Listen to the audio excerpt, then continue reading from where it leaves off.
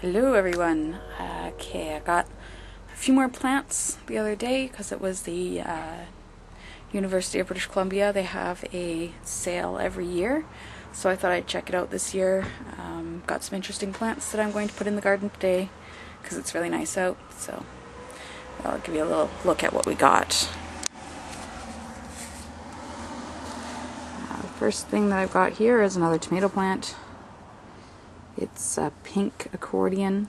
It just sounded really interesting. The pictures that they showed me were just gorgeous. It's not the best looking plant, actually. It's kind of weird looking, but I struck up a conversation with the lady at the tomato table, and I said, oh, I really shouldn't buy any more tomatoes. I've got so many, and blah, blah, blah. And she talked me into this pink accordion, and I said, oh, okay, well, maybe I'll get one of those. Okay, grab me one of those. So she grabbed me this plant, and it's like, oh, that's the ugliest looking tomato plant I've ever seen. Well, maybe not.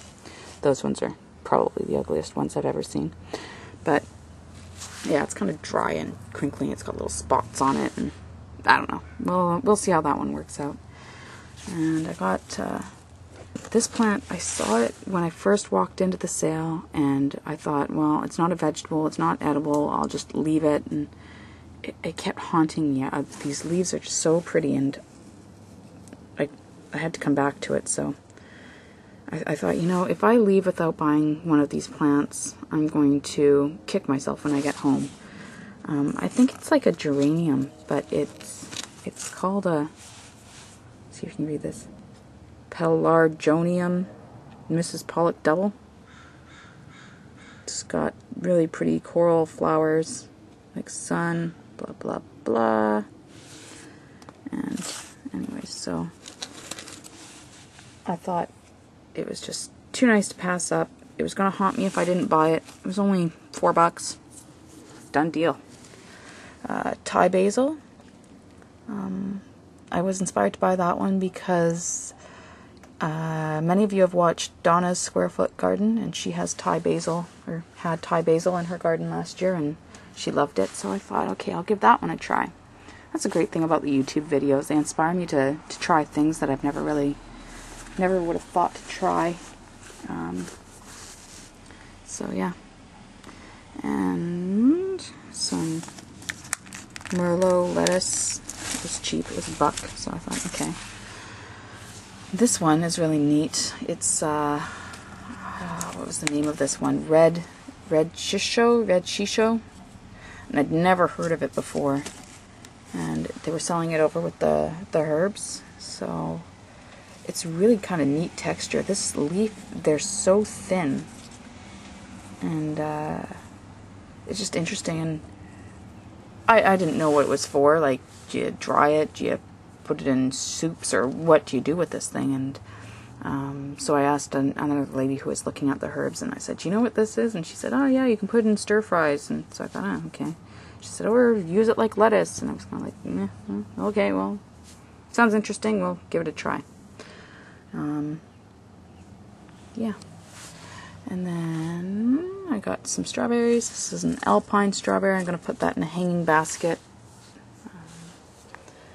And then this is a thimbleberry. They're native to British Columbia.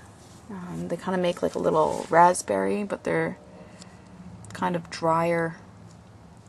If you ever gone camping in British Columbia and seen these berries and tried tasting them, they're really tasty, but kind of hard to find. So I like to stick to native fruits and vegetables when I can, because you know that if they grow wild in that area, they're probably going to grow pretty easy for you. So, and then these strawberries are something new that I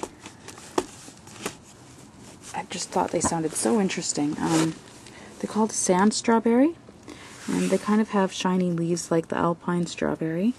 But the thing that was really interesting, these are ground covers, but they have a male plant and a female plant. So I thought, well, I've never heard of that before on a strawberry.